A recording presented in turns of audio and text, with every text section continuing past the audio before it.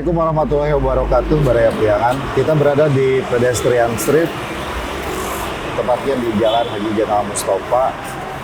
Tampaknya telah terjadi perubahan yang sangat besar, apresiasi yang sangat tinggi kepada Wali Kota Tasikmalaya Haji Muhammad Yusuf yang sudah membangun jalur Hajat ini menjadi satu etalase kota yang cukup membanggakan masyarakat Kota Tasikmalaya. Ratusan bahkan mungkin ribuan orang setiap hari berkumpul dan memanfaatkan fasilitas ini sebagaimana kebutuhan masyarakat kota akan ruang publik yang terbuka. Kita akan membahas bagaimana sih ini planningnya, dan tentu kita juga harus terbuka dengan kritik apa sih kekurangannya di Pedestrian Street Hajat Mustofa ini.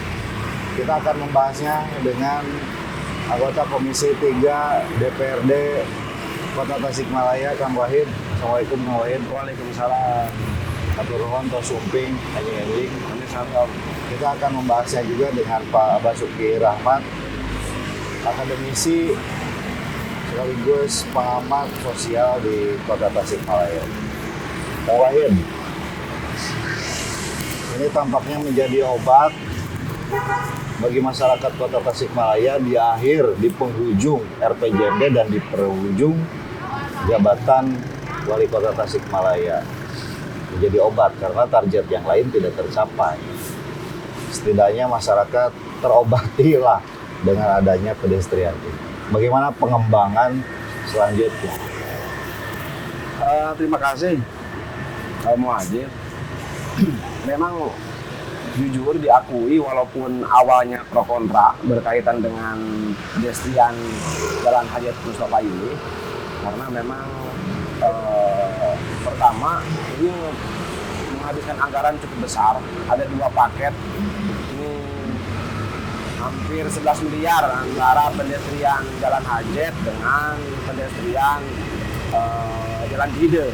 Ini menggunakan APBD provinsi? Ini menggunakan APBD 2, APBD kota. Wah, APBD kota. Luar biasa. Awalnya janji Pak Yusuf itu sebetulnya APBD 1, tapi karena mungkin pihak provinsi tidak kurang respon, akhirnya ya kita anggarkan di APBD 2 dan waktu pembahasan di tahun 2021. Memang terjadi pro kontra. Walaupun pada akhirnya memang kita sudah sepakat di Banggar bahwasanya ini dianggarkan untuk tahun 2022 dan alhamdulillah sudah selesai dengan target yang sesuai dengan SPK di Dinas PUPR-nya sudah selesai lah, tidak terjadi ataupun urusan waktunya kan tidak melenceng kan. Ya pada akhirnya ketika melihat dari antusias masyarakat dari pro kontra di awal, termasuk saya pernah mencoba karena memang ada pro kontra dari masyarakat seolah-olah ini mau dijadikan apa, saya pernah masuk ke beberapa toko kan, bagaimana respon sebetulnya masyarakat sendiri seperti apa. Ternyata nggak jadi masalah sebenarnya, yang jalur ini nggak jadi masalah. Saya beberapa masuk ke 4 lebih 5 toko, bagaimana respon sebetulnya awalnya, karena memang kan di luar ramai bahwa masyarakat menolak. Kecuali memang yang jalur hideng. Kalau yang jalur hideng memang agak berat. Karena awalnya kan tidak seperti itu. Yang jalur hideng itu kan asalnya kan ditutup semua, jadi pedestrian, tidak ada jalan. Oh, sekarang masih ada Sekarang jalan. masih bisa ada jalan kan. Ya itulah akhirnya mungkin mengakomodir keinginan dari pemilik toko dari masyarakat sekitar. Jadi memang ini menjadi pengobat di akhir masa periode Pak Yusuf, dan saya salut sebetulnya di akhir masa jabatan Pak Yusuf ini ya ada kegiatan ataupun proyek yang saya bilang ini monumental gitu kan. Jadi catatan ingatan masyarakat, Malioboro-nya Tasik ini dilaksanakan ataupun dibikin semasa akhir Pak Yusuf kan gitu. Ada poin yang cukup bagus sebetulnya untuk Pak Yusuf.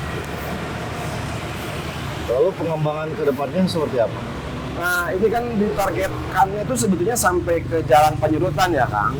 Kayak jalan penyerutan dan tahun ini pun masuk, tapi Tahun depan dianggarkan juga sudah masuk usulannya, tapi ini belum tahu apakah sepakat atau tidak. Ini di internal Banggar mungkin apakah sepakat atau tidak. Kalau melihat dari antusiasme masyarakat bahwasannya menerima dan sangat bahagia gitu kan dengan adanya jalan ini, mungkin saja respon masyarakat tidak akan ada lagi pro kontra. Tapi masalahnya di internal Banggar sendiri, apakah menerima atau tidak, berkaitan dengan pertama 2023 ini mungkin ke depan menghadapi 2024 menghadapi pilkada. Kita juga harus ada dana cadangan, Kang. Kemarin pun kita dana cadangannya sudah diperdakan, kita robah karena sudah tidak ada uang kan gitu lah. Ini mungkin. Kemudian juga bagaimana hari ini Kota Tasik kan tingkat kemiskinannya juga tinggi. Mungkin saja di teman-teman di DPR akan berpikir apakah kita akan menurunkan tingkat kemiskinan atau misalkan untuk meningkatkan tingkat kebahagiaan masyarakat dengan pedestrian kan gitu. Tinggal berpikir itu sebetulnya. Antara kemiskinan dan kebahagiaan itu tipis-tipis. Gak apa-apa miskin asal bahagia. Tapi ketika berbicara, kan repot juga ketika berbicara orang Kota Tasik miskin kemudian. Tapi kan yang kesini, ya kan miskin, nggak bisa ke hajat kan gitu kan. Oke lah misalkan untuk sementara ini kalau saya secara pribadi, dulu lah sampai misalkan sampai ganti hidung, misalkan sudah merasa bahagia, tinggal bagaimana kalau saya menyarankan ya untuk ke 2023 kita konsentrasi ke bagaimana menurunkan tingkat kemiskinan Kota Tasik. Tapi ini kan ya soal kemiskinan dan soal pedestrian ini satu hal yang berbeda tentu. Karena ini juga bagian dari kebutuhan. Gimana Kang Uki? Ya, pertama tentu saya sebagai warga mengapresiasi apa yang sudah dilakukan oleh pemerintah terkait dengan pembangunan ini. Nah, kemudian yang kedua ini penting jadi catatan kita semua bahwa Tasik itu kan kota, bukan kabupaten. Nah, artinya kalau kita merujuk pada pendapatnya Ferdinand Todis, ini kan mewakili representasi masyarakat Geselsam, bukan Gemeinsam. Artinya apa? Tingkat kebutuhan masyarakat kota itu berbeda dengan masyarakat Gemeinsam, masyarakat pedesaan. Nah, sehingga tadi misalnya indeks kebahagiaan tadi disinyalir akan meningkat dengan ini. Karena memang salah satu kebutuhan masyarakat kota itu adanya ruang publik yang bisa digunakan sebagai tempat di mana berinteraksi, sekedar bercengkrama, berinteraksi, santai. betul ya. Apalagi mungkin sekarang ada fenomena bikin selfie, ya, atau ekonomi kreatif lah dengan sendirinya akan muncul. Nah itu yang catatan yang kedua. Nah sehingga dengan demikian maka sebenarnya sudah tepat pemerintah kota menata kawasan ini. Nah, kalau kita tadi hubungkan dengan soal yang lain, misalnya soal kemiskinan, nah justru saya berpandangan bahwa ini akan menjadi semacam trigger gitu ya bagi pertumbuhan ekonomi gitu ya di kawasan ini gitu ya. Kita harapkan karena saya melihat misalnya yang datang ke sini ya, itu bukan hanya warga Kota Tasik, Bukan. ada dari Banjar, ada dari mana-mana gitu ya. Dan tentu saja pasti mereka bawa bekal gitu loh, gitu ya. Artinya mereka akan berbelanja di lingkungan ini. Nah sehingga itu ada clapon efek nantinya gitu ya kepada ini. Sehingga menurut saya justru ini harus diteruskan gitu ya penataan ini. Jadi ada kepentingan untuk tadi kebutuhan warga kota.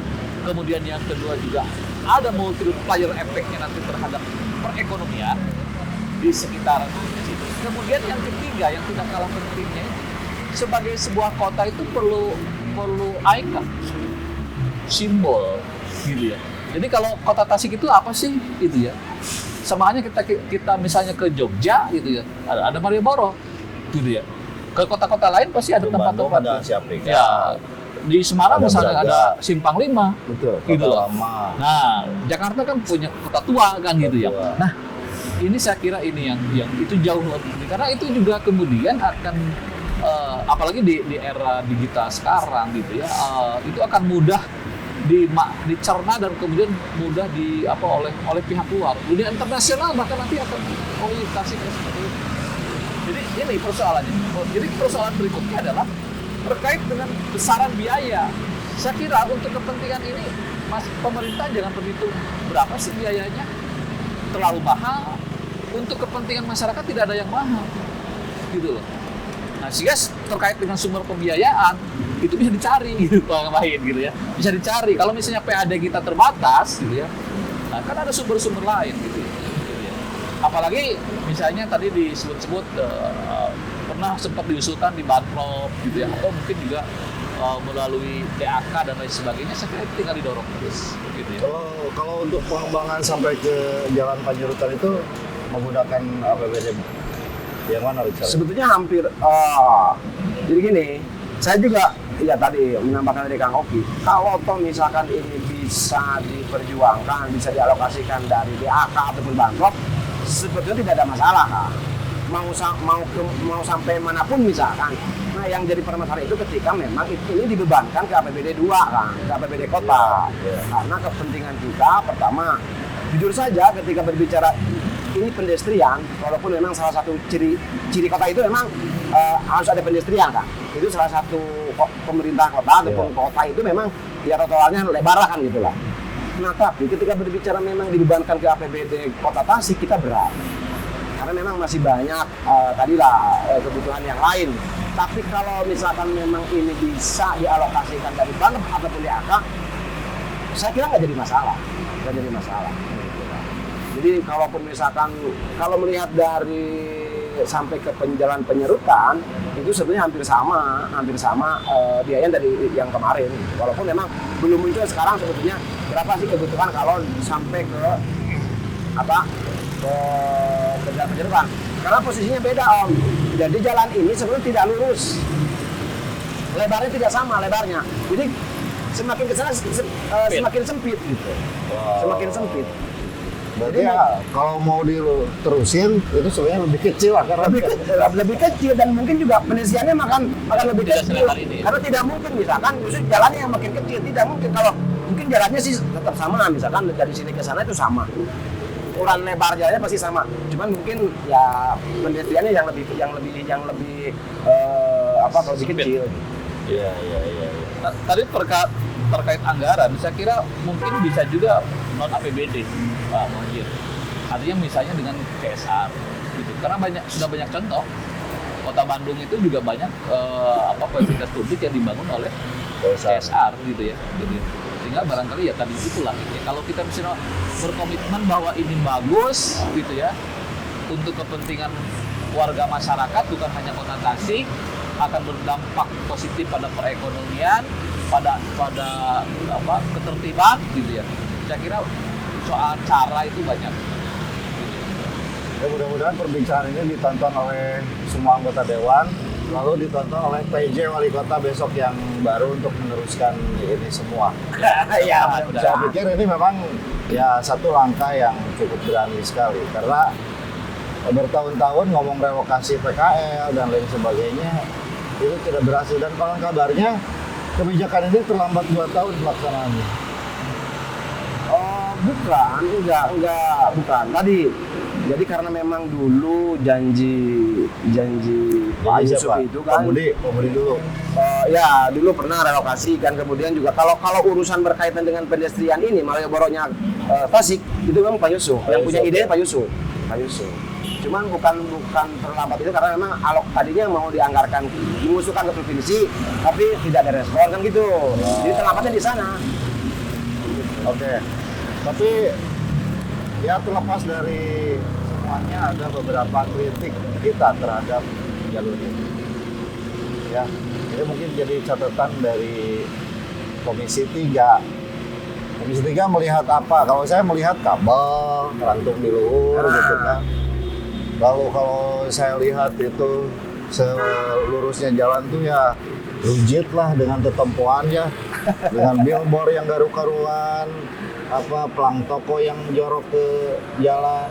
Nah, jadi gini Om, Lalu ada masalah hidran yang tidak normal. Tidak Ini kan normal. safety-nya tidak ini. Gimana? jujur ya, ketika kemarin pedestrian ini nih ada tambahan box ya untuk drainase, untuk gorong-gorong, dan itu dipakai, alhamdulillah sudah mulai. Sebenarnya awalnya ini lebih banyak dulu kabel, tapi semacam di bawah itu sebenarnya banyak kabel juga sekarang. Jadi sudah disediakan di box itu ada cantolan untuk bagaimana supaya bisa menyimpan kabel. Dan memang ini menjadi pemikiran kita bersama sebetulnya ketika berbicara. Sekarang kan sudah musimnya fiber optik gitu kan. Ya, Sudah harusnya tidak- duct. Nah, Ada ducting duct. itu karena memang ya ketika sebenarnya memang pemerintah itu harus sudah menyiapkan ducting. Memang dari dulu saya baru pertama 2014 kita pernah dulu itu ke Bekasi, kita itu studi komparasi ya bagaimana pemerintah harus menyiapkan ducting supaya memang pihak-pihak swasta yang berkaitan dengan itu kan bisa sewa ke kita, itu kan jadi PAD sebetulnya. Iya. Dibikin padanya kan. Jadi di bawah ini pun sebetulnya sudah ada. Jadi kemarin itu sudah disiapkan posisinya, ada cantolan itu di paling atas itu dan sudah dipakai sebagian. Ini dipakai untuk Telkom kemarin sudah. Cuman kalau yang ini mungkin ini belum. Ya, Telkom, PLN, Ya. nakal-nakal gunting gitu kan, gitu aja. Betul. Yang itu, jadi tidak tanggung gitu. Apa Dan yang ini? ini ada hal yang terpenting lagi di sini gitu ya. Kita belajar dari apa yang misalnya umumnya kota-kota di Indonesia itu beban kota itu terlalu berat karena menjalankan banyak fungsi. Fungsi sebagai pusat perekonomian, fungsi sebagai pusat pemerintahan, fungsi sebagai pusat budaya. Nah, ini sebenarnya yang harus kita urai, Iya. gitu ya. Nah, jadi sekali lagi saya ketika berbicara pedestrian, gitu ya, maksud saya inilah fungsi pedestrian, gitu ya. Jangan kemudian ditumpang tindihkan dengan fungsi lain, gitu ya. Nah, sehingga misalnya soal PKL ini ya harus ditata, gitu ya, ditempatkan atau direlokasi ke tempat yang mungkin kita buat untuk pengembangan itu. Jadi memang ini fungsinya pedestrian sebagai tempat masyarakat berinteraksi. Nah, jadi jangan ditumpang tindihkan dengan fungsi yang lain, maksud saya begitu. Nah, sehingga bisa di sini pedestrian dan toko-toko tradisional atau konvensional, gitu. Sehingga toko-toko modern jangan juga ada di jalur ini, gitu loh. Iya. Nah, kalau kota itu mampu menata seperti itu, saya kira Tasik akan menjadi model penataan kota yang baik, gitu ya. Dan ke depan itu saya kira kalau dilakukan seperti ini, kesebaran penduduk juga akan lebih seimbang, pertumbuhan juga akan lebih merata, tidak tertutup pada titik-titik. Oke, terima kasih Pak Wahid, Pak Basuki. Kesimpulannya, ini adalah sebuah langkah yang luar biasa dari di akhir masa jabatan Pak Haji Yusuf sebagai Wali Kota Tasikmalaya, dan apresiasi yang cukup tinggi dengan keberaniannya, effort dia, dan keseriusan dia gitu ya. Ngawal sampai debat-debat sama pedagang gitu kan, itu luar biasa sekali sebenarnya. Dan dia tetap teguh dengan perubahan ini. Saya pikir kita sepakat semua bahwa pertama ini harus